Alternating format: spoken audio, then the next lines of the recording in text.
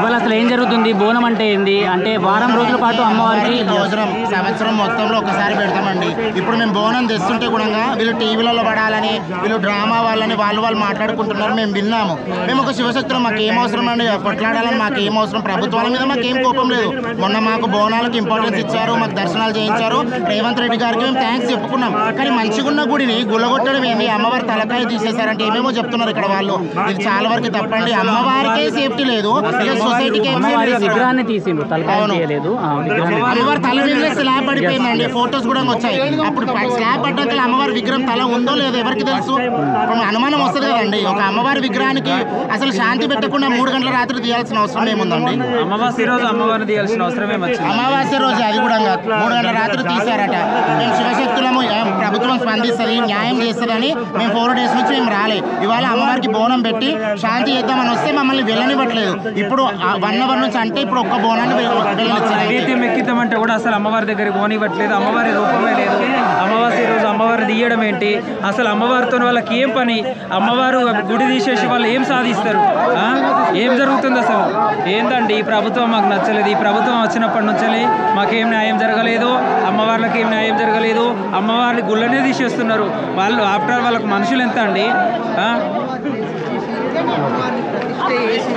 అన్న ఒకసారి ఏం చెప్పాలనుకుంటున్నారు దీని గురించి? వాళ్ళు ఏదైతే ఇక్కడ జరుగుతుందో అమ్మవారి బోనాన్ని మొత్తానికి ప్రతిష్ఠించేసిండ్రు, అమ్మవారికి బోనం ఎక్కించిండ్రు అన్న. ఒకటి బోనాలు కూడా అతి కష్టం మీద పోయినాం మేము, అతి కష్టం మీద పోయి ఎక్కించినాము. చాలా కష్టపడ్డాము. ఎందుకంటే వాళ్ళు ఈరోజు బోనాలు మాకు ఎక్కియకపోతే గేట్ కన్నా ఎక్కించిపోతుంటే రేపటి నుంచి 100 బోనాలు వస్తాయి. తెలంగాణ ప్రతి ఇంటి నుంచి ప్రతి ఒక్క ఆడపడుచు, ప్రతి ఒక్క మహిళ, ప్రతి ఒక్క జోగిని, శివశక్తులు, ట్రాన్స్ ప్రతి ఒక్కరు కూడా బోనాలు తీసుకొని 100 మంది వస్తారు రేపటి నుంచి బోనాలు తీసుకొని. అరే 80, 90, 100 సంవత్సరాల చరిత్ర అమ్మవారు నిన్న మొన్న తెలిసింది కాదు. మీకేమైనా న్యాయం అవుతుందా? ఇంత మంచిగా చేస్తున్నారు మీరు. ట్రాన్స్కి జాబులు చేసిర్రు రేవంత్ రెడ్డి గారు. ఆ శివశక్తులు ప్రత్యేక లైన్ పెట్టి బోనాలకు మంచి పని చేసిర్రు. ఇట్లా లేస్తున్నారు అన్నప్పుడు మళ్ళీ డౌన్ అవుతుంది. మీకు మీరు దమాక్ పని చేస్తుందో లేదో మరి. మీకు 100 గజాలు జాగా పోతే మరి మీకు ఇండస్ట్రీలో ఎన్ని కోట్ల నష్టం వస్తుందో మాకు తెలియదు. కానీ మా గుడి, మా దేవుడు మాకు కావాలి. ప్రతి ఒక్కరికి కూడా చెప్పేది ఒకటి, రేపు మన హైదరాబాద్లో, తెలంగాణ మొత్తంలో దర్గాలు, మన క్రిస్టియన్స్ వాళ్ళ చర్చలు ఎక్కువైతే కానీ గుడ్లు తక్కువ అవుతున్నాయి. ముత్యాలమ్మ గుడికాడ కూడా మేము 5 డేస్ స్పందించలేదు శివశక్తులం జోగిలం. ఎందుకంటే ప్రభుత్వం ఏం న్యాయం చేద్దాం చూసినాం. ఇప్పుడు చేయలేరు, అక్కడ కూడా చేయలే. 5 డేస్ తర్వాత వచ్చినాం, ఇక్కడ 1 వీక్ తర్వాత వచ్చింది. ఇప్పుడు కూడా ఏం లేదు. ఏమంటే పోలీసు వాళ్ళని పెట్టి వాళ్ళని మెయిన్ నుంచో పోలీసు వాళ్ళు వస్తారు, వాళ్ళని ఎండలో పెట్టి తినలేక తిప్పలేక వాళ్ళకి సాగు అవుతుంది. మేము ఏం నుంచి వచ్చి మాకు సాగు అవుతుంది. ఇక్కడ తిన్నీకి లేదు, తాగనీకి లేదు, ఏం లేదు. ఏమనంటే వ్యాన్లు తీసుకొస్తారు, దానిలో ఏం చేస్తారు ఏం చేస్తారు చంపుతారా? లోపల బజరంగ దళ అబ్బాయిని పిచ్చగొట్టు కొడుతున్నారంట. మా వాళ్ళు బోనాలు ఎత్తుకున్నది చూసిను, 2 పెట్టి పిచ్చగొట్టు కొడుతున్నారంట. మరి అది మాకు ఏదైతే ఏముందన్నా మాకు ఏ ప్రభుత్వంతో సంబంధం లేదు. ఎందుకంటే మాకు దేవుడితో సంబంధం, మా జీవితం మొత్తం దేవుడి మీద అంకితం కాబట్టి, దేవుడితో ఉంటాం కాబట్టి ప్రభుత్వాలు వస్తాయి పోతే మాకు సంబంధం లేదు.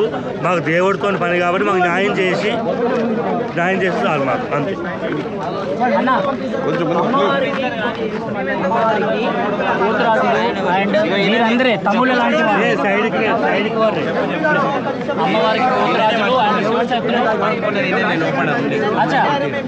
లోపల ఏం జరిగిందన్న ఒకసారి చెప్పండి. మేము దొంగతనం చేయడానికి రాలేనా, మా దగ్గర హత్యారులు ఏం లేవు, ధర్మం కోసం పని చేయడానికి వచ్చినాం, గుడిగులో కొట్టిరని వచ్చినాం. అట్లా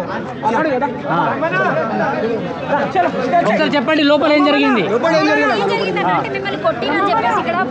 అంటే వాళ్ళు ఏంటంటే మన లోపల పోయినాక కొట్టడం అయితే జరిగింది. కానిస్టేబుల్ ఎట్లా పడితే అట్లా చేయి చేసుకోవడం అవన్నీ మళ్ళీ తిరిగి అయితే ఫోన్ అయితే ఇచ్చేసారు. నన్ను జీవనండి బజరంగ దళ్ స్టేట్ కన్వీనర్ తీసుకున్నారు, పంపించారు, బయటికి పంపించారు. ధన్యవాదాలు.